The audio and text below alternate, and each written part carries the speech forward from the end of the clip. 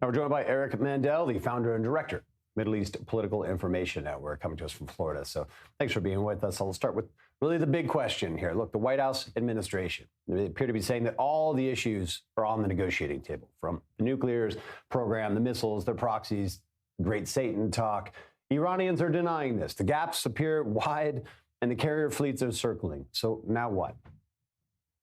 Well, first of all, let's not look at things superficially. You're dealing with people in Iran who've had thousands of years' experience at the Persian Bazaar here, and we're dealing with a transactional administration that thinks it could outplay the Persian Bazaar. We'll see.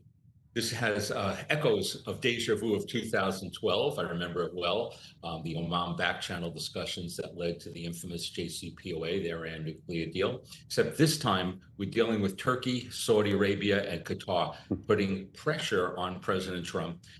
And they've been successful because they were able to get it moved to Oman, which was Iran's request. They've lobbied hard for no strike. And they, according to Al Jazeera, have presented a framework of the key principles to discuss, even if they're not in the room.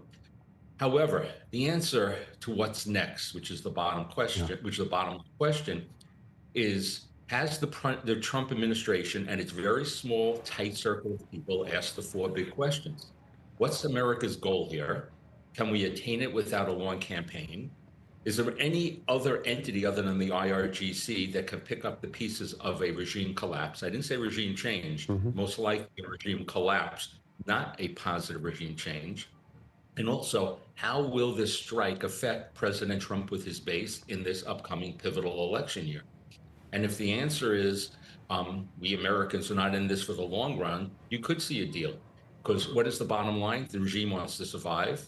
Trump wants a victory and no long war. That could mean an agreement. It could mean we're going to go into Buki dance next, where there's a orchestrated, so Trump can save face, a limited strike on Iran, maybe some coordinated reciprocity of a small strike like in June from Iran on an American base, and then an agreement that would be nuclear and leave out ballistic missiles for another day. Or there could be a military strike this week. I'm not sure President Trump and his team know the answer yet. Look, as you know, and I can assure all of our viewers, there's no one in Israel, taking the specter of another war with Iran lightly. This is it's nothing abstract about what may happen to all of us here.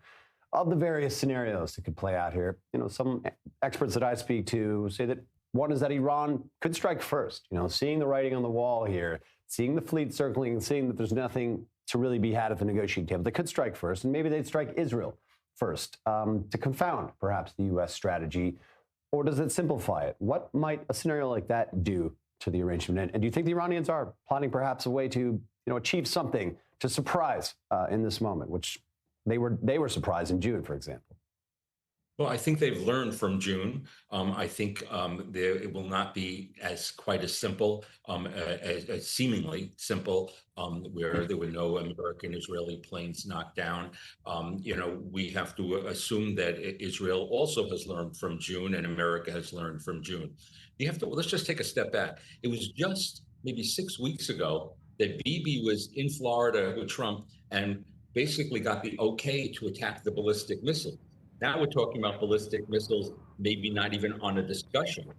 So the Iranians are really dealing with really kind of manipulating the United States, which is no surprise. As for Israel, I don't believe there'll be a preemptive strike from Iran.